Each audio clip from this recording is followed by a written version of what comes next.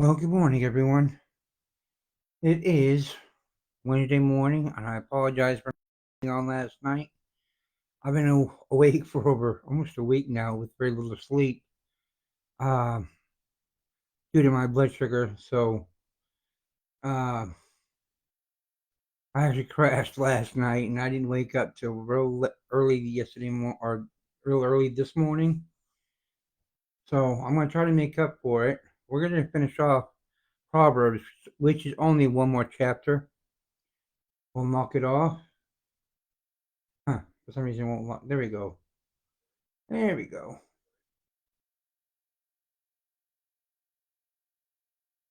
Hold on one second. I'll be right with you. I gotta make sure I share it where I need to share it. There we go. Like I said, good morning. It's Wednesday morning, almost 2 o'clock. Uh, we're gonna cover verse 31, which is the last chapter of Proverbs. Yeah, I'm getting winded already.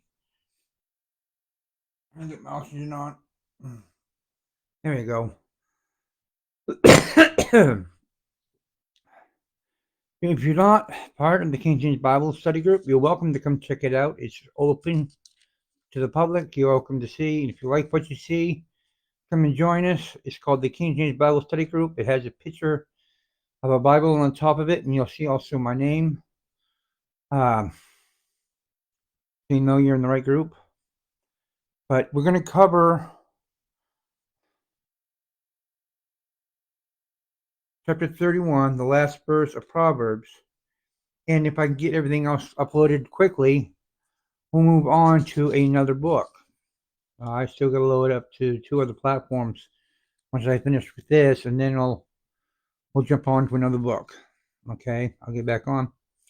We're going to start with chapter 31.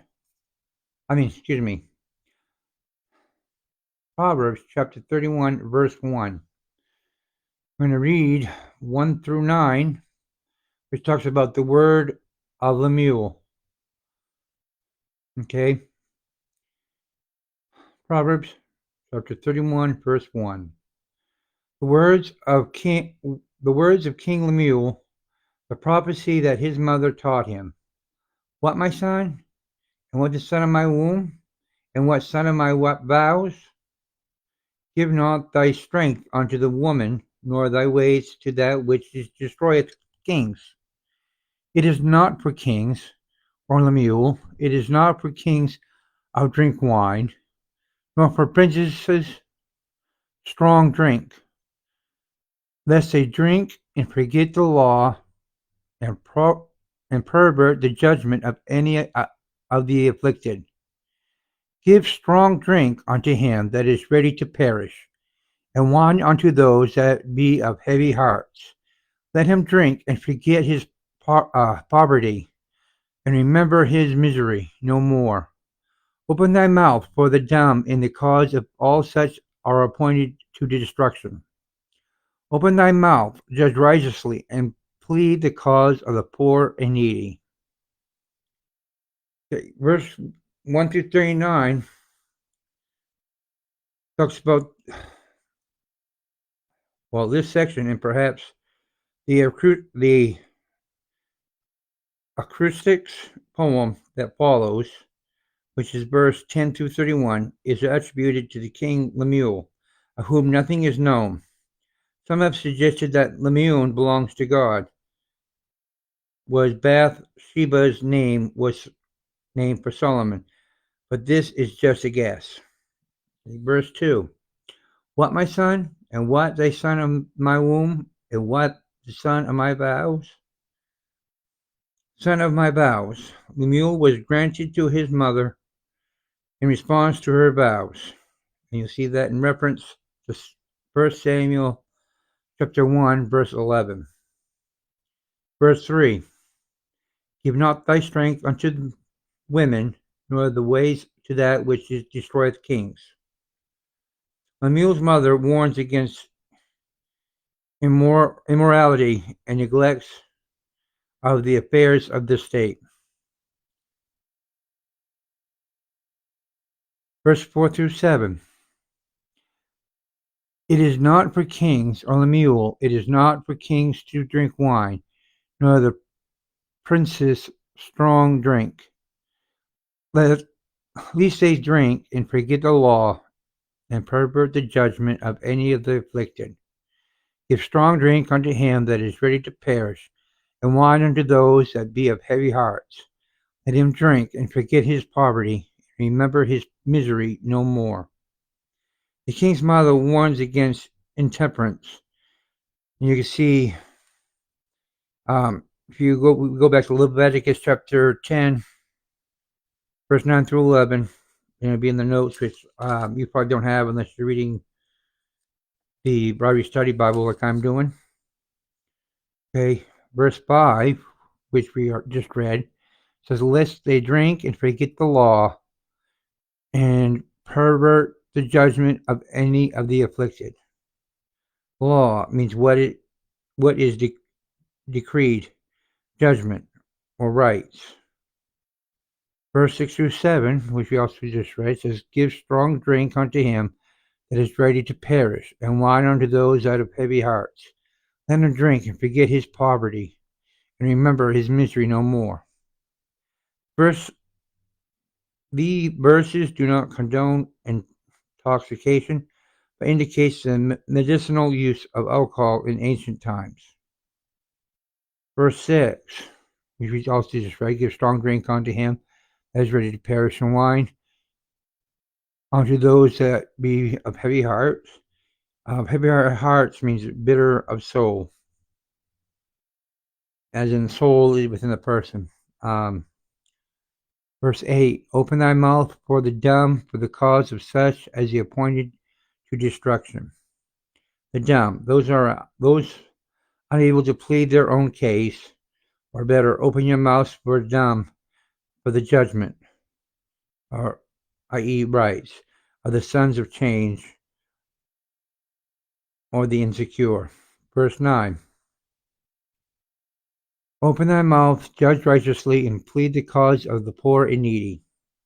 Poor means better afflicted. Okay, the next section, which is about the capable of life, chapter 31, verses 10 through 31. The description of the worthy woman is an acrostic poem exalting the honor and dignity of womanhood. It may be by Lemuel, or it may be anonymous appendix to the book. Okay, so we're going to read chapter 31, verses 10 through 31. Who can find virtuous woman? Who can find a virtuous woman? Who can find a virtuous woman? For her price is far above rubies. The heart of her husband doeth safely trust in her, so that he shall have no need of spoil. She will do him good and not evil in the days of her life. She seeketh wool and flax, and worketh willingly with her hands. She is like the merchant's ships. She bringeth forth her food from afar. She riseth also while it is yet night, and giveth meat to her household, and a portion to her maidens. She considereth a field, and buyeth it. With the fruit of her hands she planteth a vineyard. She girdeth her loins with strength, and strengtheneth her arms. She perceiveth that her merchandise is good. Her candle goeth out by night. She layeth her hands to the spindle, and her hands hold the distaff. Verse 20. She stretcheth out her hand to the poor, yea, she reacheth forth her hands to the needy. She is not afraid of the snow for her household, for all her household are clothed with scarlet. She maketh herself coverings of tapestry, clothing is silk and purple. Her husband is known in the gates, where he sitteth among the elders to the Lamb. She maketh fine linen, and selleth it, and delivereth girdles unto the merchant. Strength and honor are her clothing, and she shall rejoice in the time to come. Verse 26.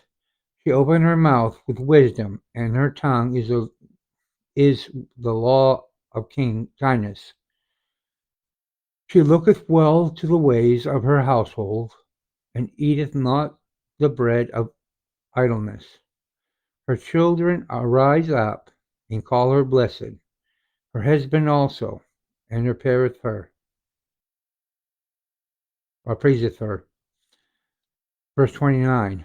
Many daughters have done virtuously, but thou Many daughters have done virtuously, but thou excellest them all. Favor is deceitful, and beauty is vain, but a woman that feareth the Lord, she shall be praised. Give her of the fruit of the hands, and let her own works praise her in the gates. And I apologize, I have problems pronouncing certain words. I don't know if you noticed, if you look very closely at my mouth, you'll notice I only got maybe 2 teeth left, I think. The rest either broken off of the gums or fallen out, so speaking is a little hard, so just bear with me. Let's go back to verse 10. Verse 10. Who can find virtuous women?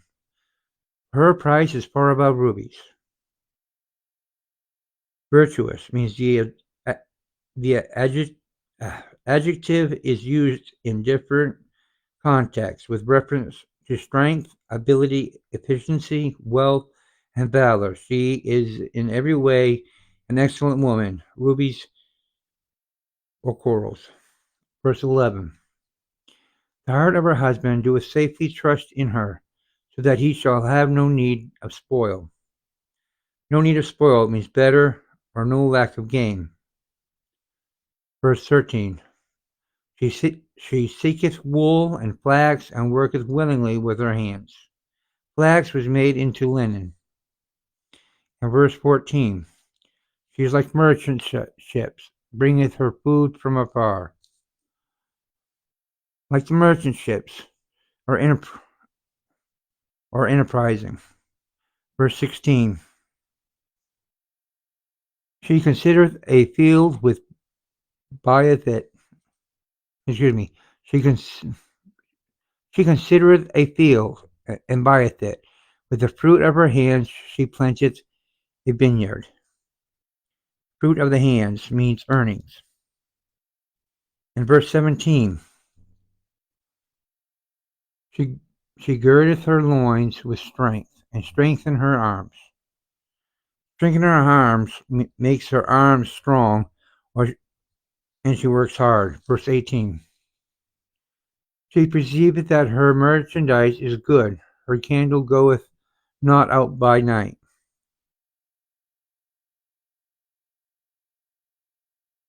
Merchandise, better or gain, or business profit, candle lamp, which works late into the night. Verse 19. She layeth her hands to the spindle, and her hands hold the distaff.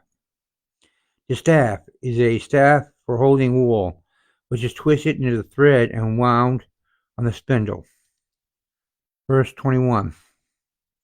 She is not afraid of the snow for her household, for all her household are clothed with scarlet.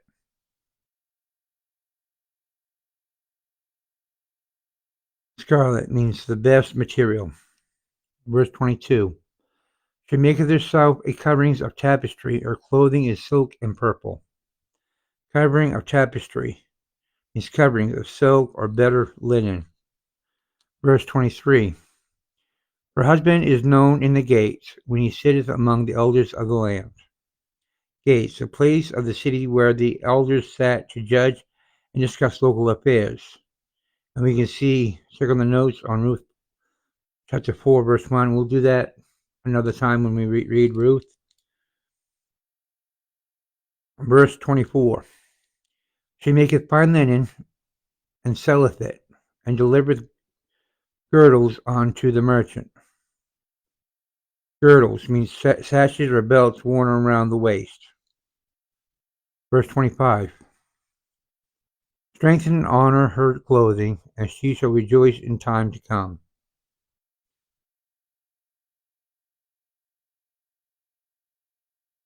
Honor or better dignity, she shall rejoice in time to come. Better to she smiles at the future. She has no anxiety, for her family is well taken care of. Verse 27.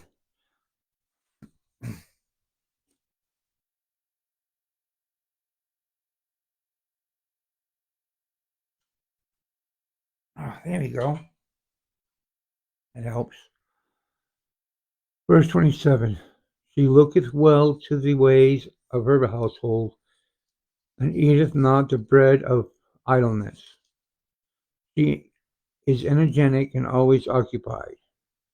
Verse 29. Many daughters have done virtuously, but that excellence. Let me read. That was one of the tough words for me to pronounce. Many daughters have done virtuously, but thou excellest them all. Virtuously means better or worthily. Verse 30. Favor is deceitful, and beauty is vain, but a woman that feareth the Lord shall not be praised.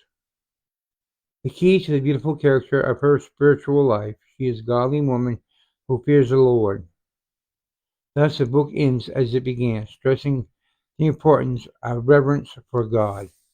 And that concludes Proverbs,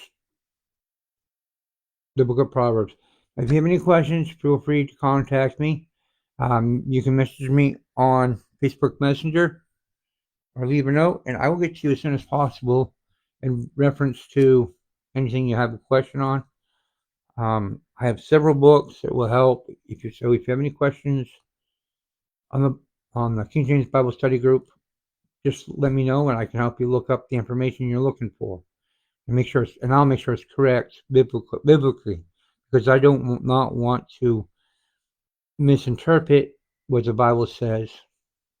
My pastors give me several books that will help translate the Bible so we can understand it better, with explanations between the Ryrie Study Bible and two other Bibles that I use. I can even, if I need to, I can also do a